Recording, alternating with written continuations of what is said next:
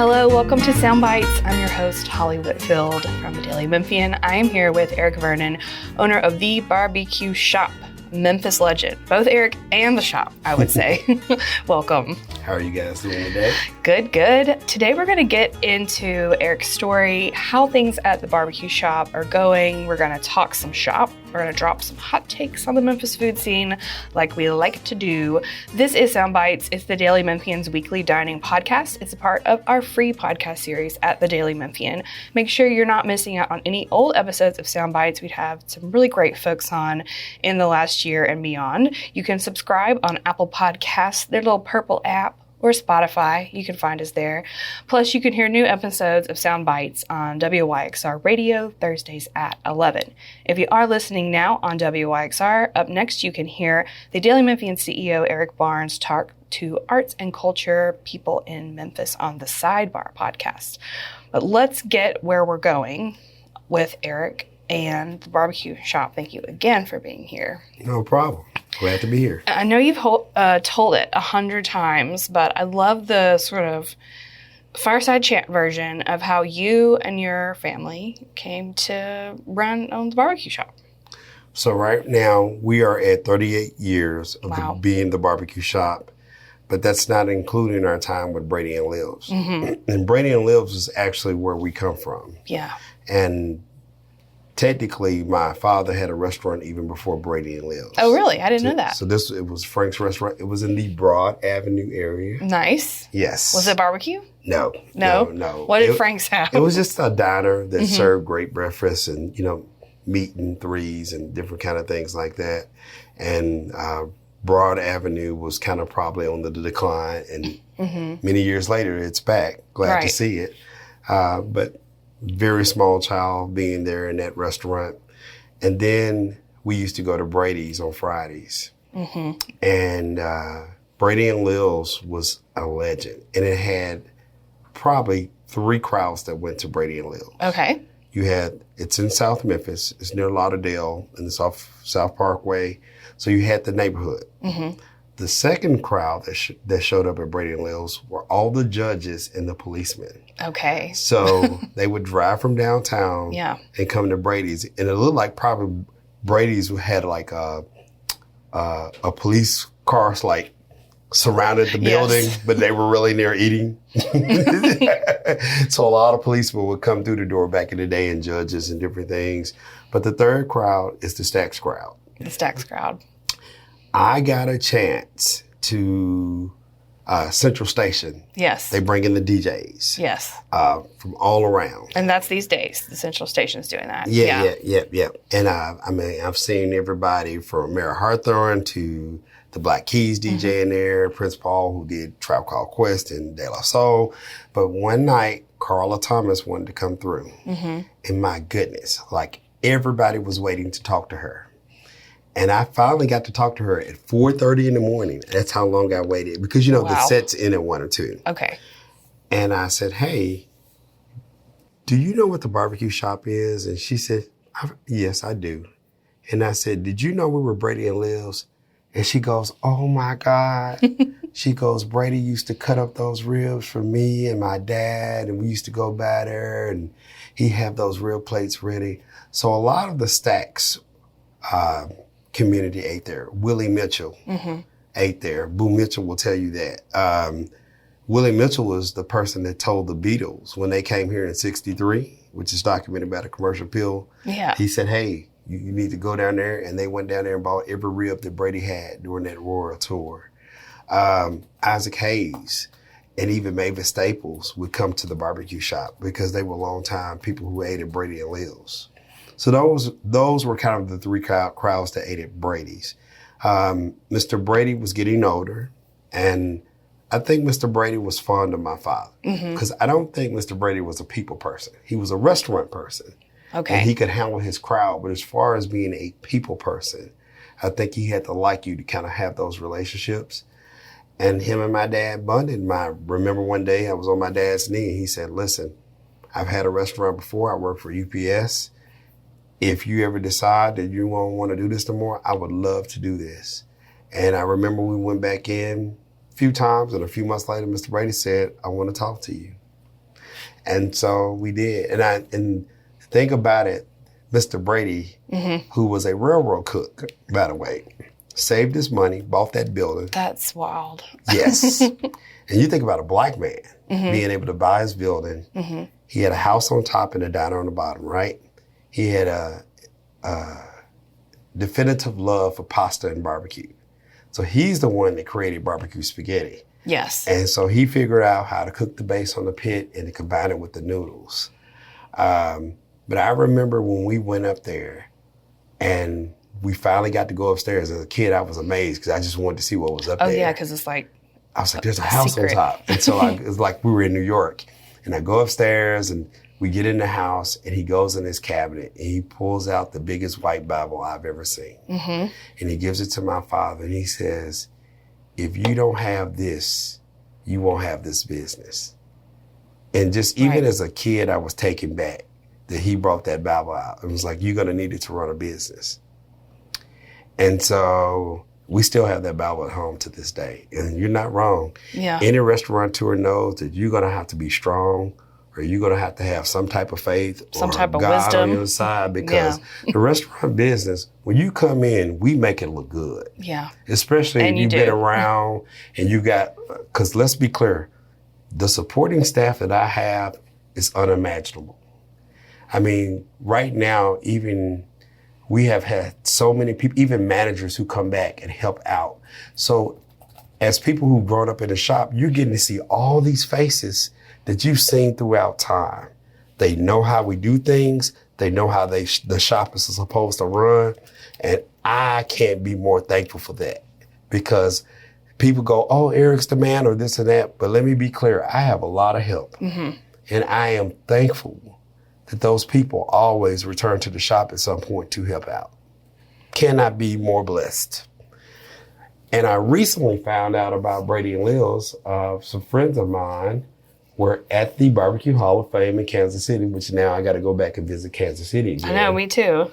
And they had Brady Vincent actually listed in the Hall of Fame for being the creator of barbecue spaghetti. As they should. And they had the barbecue shop in there. That's awesome. And see, people have to understand you can get these accolades, but you might not know they're out there. Yeah. Like I didn't know we were in the Barbecue Hall of Fame. And I just found this out in December. So we've just been really, we had a long road, but we've been really blessed. But so we left South Parkway. Well, technically we opened up the Brady and Lil's out east, which was next to the original East End Grill. That's night on South Mendenhall. And that's how we met all our out east clientele. I mean, like Bud Davis used to roll up and get his ribs a certain way. And we met all these other people. Okay, let me get a little timeline going just so I know where I am in history. Right. So we've got Brady and Lil's starting in the 60s. So Brady and Lil's probably started in like 61, 60 or 61. Our family didn't come involved to 80, 81. Then we had kind of two locations for a second, and we moved out probably around 83 to the Night On and Mendenhall location. Yes. And then we felt a need to get back closer to Midtown or that South Memphis area.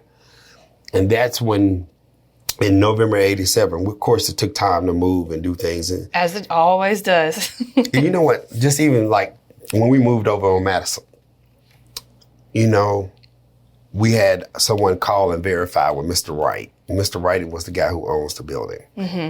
And he let us knock a hole through the ceiling and build a pit. Yeah. Who does that?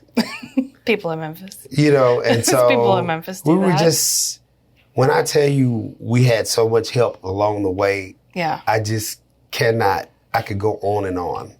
And so we get over there in November 87 and literally no money and no social media.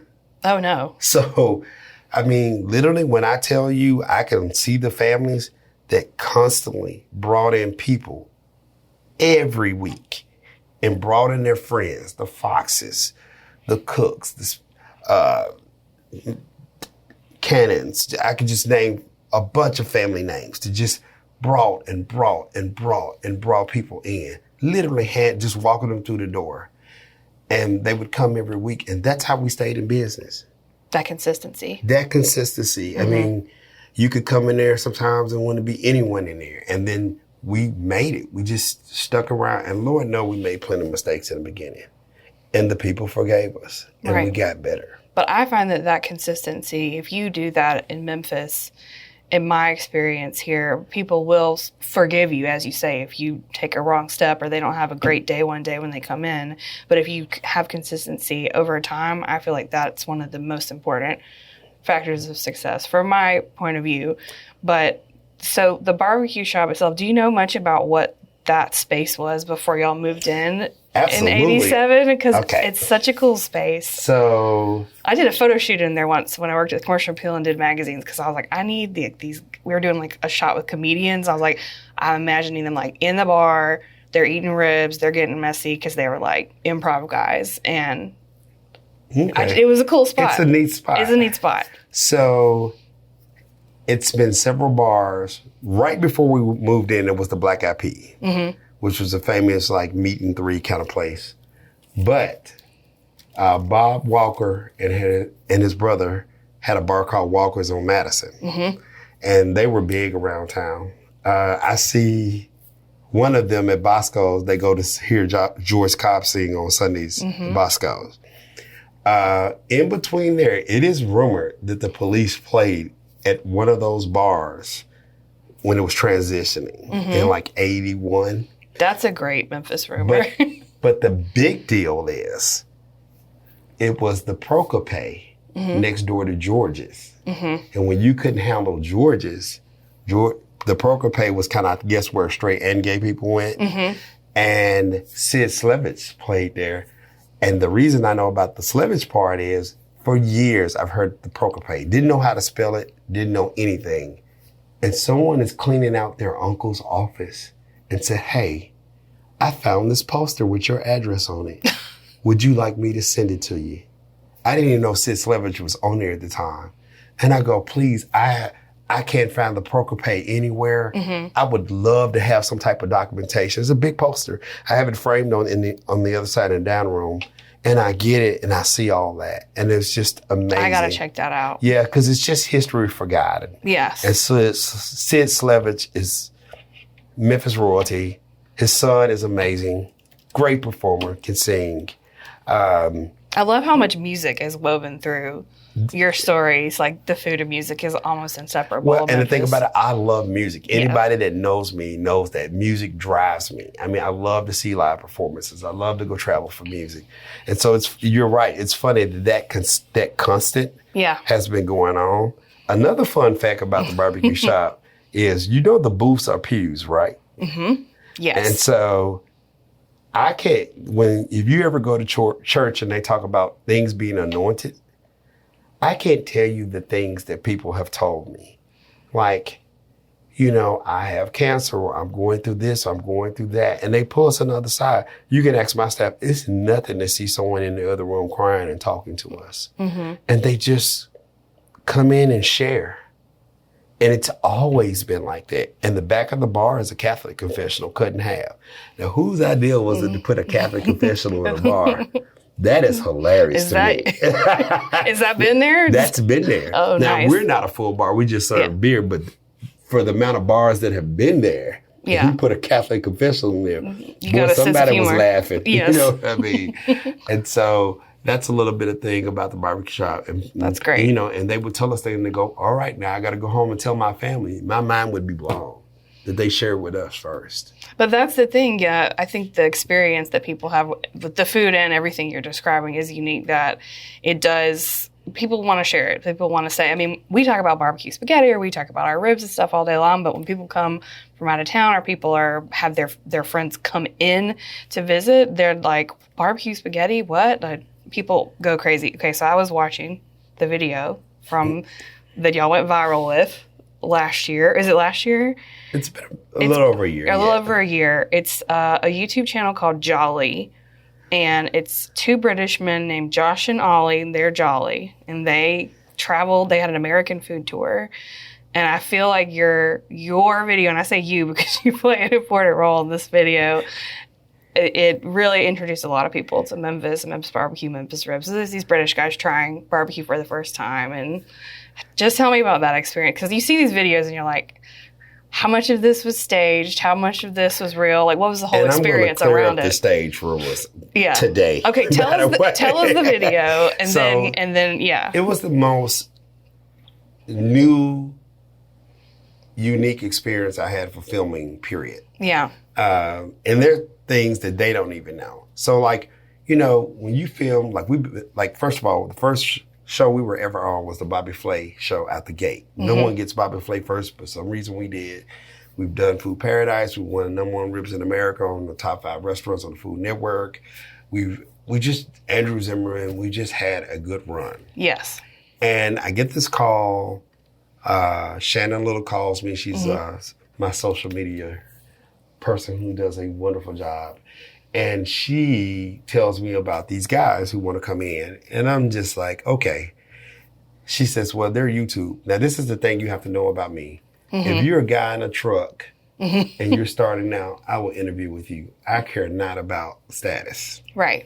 Because we were someone that no one knew about years ago. So I never will say, well, how many followers do they have or how big? I don't care about that. The fact that you want to take interest in us, I will always talk to anyone. But it's YouTube, and I don't know the YouTube game, right? Yeah. And so I kind of guess it's kind of overwhelming. It's overwhelming. So they come in, and like we messaged them back, and then it was like we were coming, but then we didn't hear anything. So when you do a Food Network type thing, it's like a check-in point. And this is where we're going to get here, and this is where we're going to itinerary. Yeah. And so the day of, I actually felt horrible because I suffer from sinuses. My face is actually swollen in that video. Yeah. And so the whole day had went by and I just didn't think they were coming. Because for one, we filmed that at night. I've never filmed at night for anything. And Shannon's sister called me and was like, they're on their way. I was putting on my clothes to go to the gym to do the strip bike because I just didn't think they were coming. So I redirect my energy. I go up there. I'm not feeling well at all. And I'm trying to do my best to smile. I'm trying not to be self-conscious about my face being swollen. I have all the things going on. And they come in. First of all, they are extremely nice.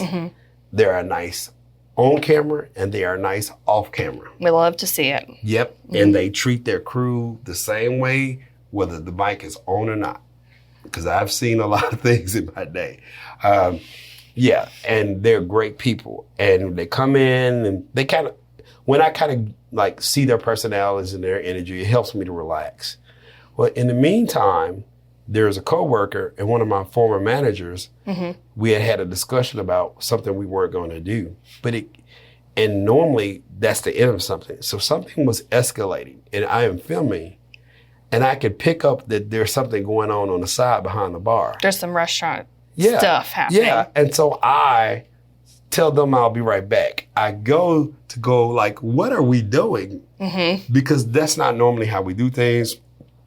And Miss Tina's very professional. It was the coworker that kept escalating. You had to do some managerial duties real quick. And so I'm sitting there going, I just know on a day like this, I should have to deal with this. I'm walking back down to the table. They've just gotten these ribs, and I see them cutting it with a knife and fork. And I was already on when I was walking down there. And that's why I had the reaction that I had. I was like, no. Because let's be clear. I just gave you the most tender ribs in the house and you're filming for the international community and I'm supposed to let you cut them with a knife and fork? And that's basically what you said. Yeah, it's like, it's never going to happen that way. So no, that was not staged. It's amazing. It's amazing. But look. It's really funny and good. And you're stern, but you're nice. Well, you know? If you read the review, like the comments of them, they go, that poor Southern gentleman was as nice as he could be while he was disciplining them about that knife and fork. Somebody said he swooped in like Batman to save them from eating the ribs with the fork and knife. So just to show you how things work. So that night, I go home, I take a shower, and I'm in the shower going, why would that moment have had to happen? That just, we don't usually have those moments. But little did I know that was the moment that actually somebody picked up and put out there. I mean, total between the Jolly part and YouTube and TikTok is 22 million views. I believe it. Yeah. I believe it. And so it's that moment, I guess, was supposed to happen because I might have approached it differently had I just stayed there and not got up and been irritated when I came back. Right. You know, and so, and listen, I've always got this thing because I'm super nice. And people go, you're more aggressive than you think you are at times. And for years I go, oh, no. And then I'm watching the video and I see me grab this man's hand and I move it over physically. I go, oh, that's what they're talking about. That's it. That's that little extra that I can be. Okay, I get it. But now. you're also picking up on the chemistry of these guys. And I don't watch their channel. I guess I will now because it was the good stuff. But they've got a good sense of humor. They're good natured. You had already been interacting with them. So you kind of picked up on that and knew that they were going to, take it the right way. Even when I get maybe that way, I'm never malicious. No. That's just not who I am as a person, period. I just thought it was a great moment that captured not only a little bit of your personality and the shop's personality, but it also, that probably is something that you would do if you didn't know any better. I mean, like me, the first time I tried to eat a tamale, I don't even know what I tried to do.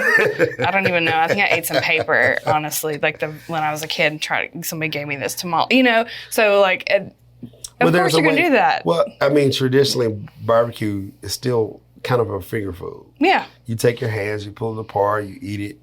It's not designed.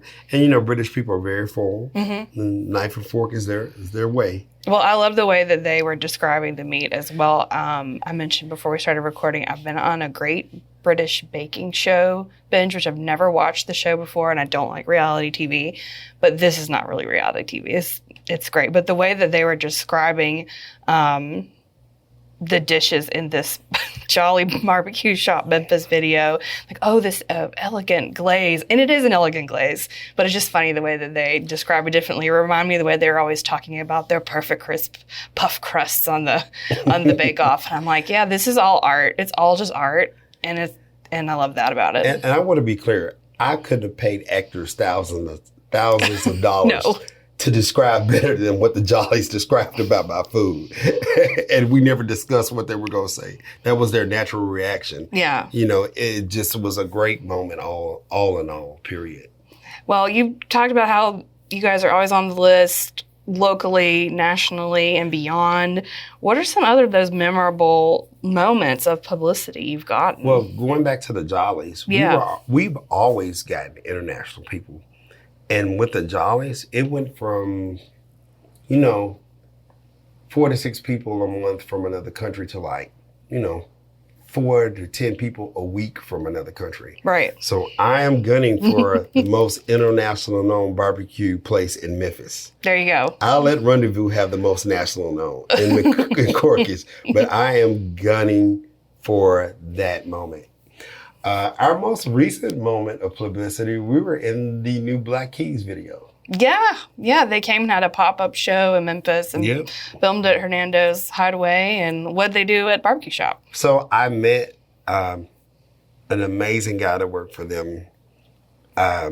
They came and they DJ'd at the Central Station. Yes.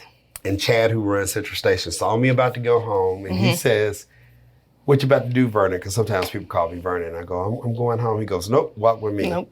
And I go, "But I'm tired." He goes, "Vernon, walk with me." And then we end up at Ernestine Hazel's in that little private room. And I'm sitting there with the Black Keys and a few more people and the person who helps organize the stuff. And we have this great life conversation too. It was amazing. And he said, "Look, next time we think we're going to tread back, we're going to come this way." And he called me. He said, "Hey, we're coming back. We're going to do this video shoot. I want them to eat at the restaurant." And one of the Black Keys members stopped and told me, just out of the blue, I didn't ask anything. He goes, "Those are the best ribs I've ever had in my life." And so they go to Hernando Hideaway. They filmed this video out of nowhere. Great song too, by the way. And it sounds that good live.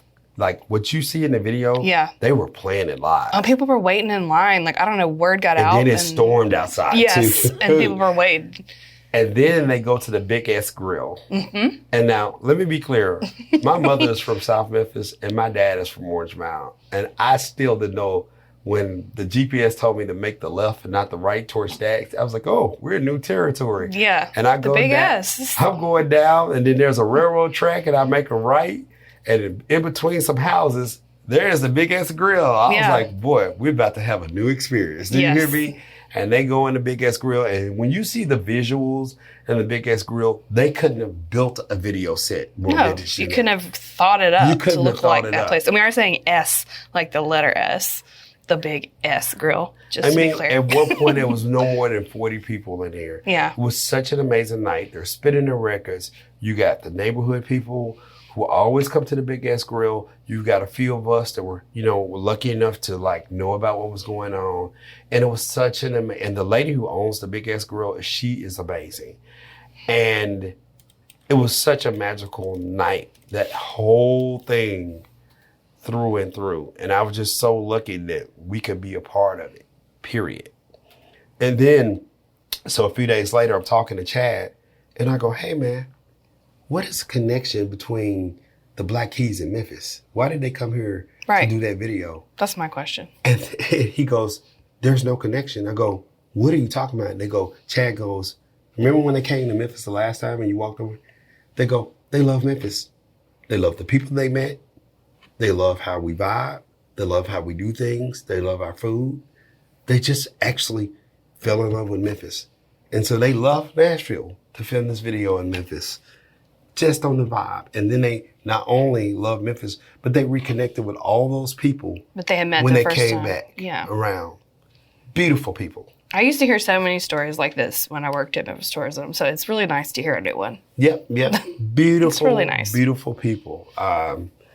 And just, we have just been picked by a lot of people. We still get written up in Southern Living and Bon Appetit. The one episode, I can watch it on YouTube, is on the PBS channel. Mm-hmm. They have the show about Tennessee. Mm-hmm. And Tennessee Crossroads. And apparently that's one of our best episodes that we've ever done. And I just need to take the time to find it. But like I'll tell people, when you're on these shows, you don't know, how it's going to turn out. How it's going to turn out, how it's released, how good it is. And as far as awards, I've had 2 different mayors say, are you going to close? And I go, no. They go, don't.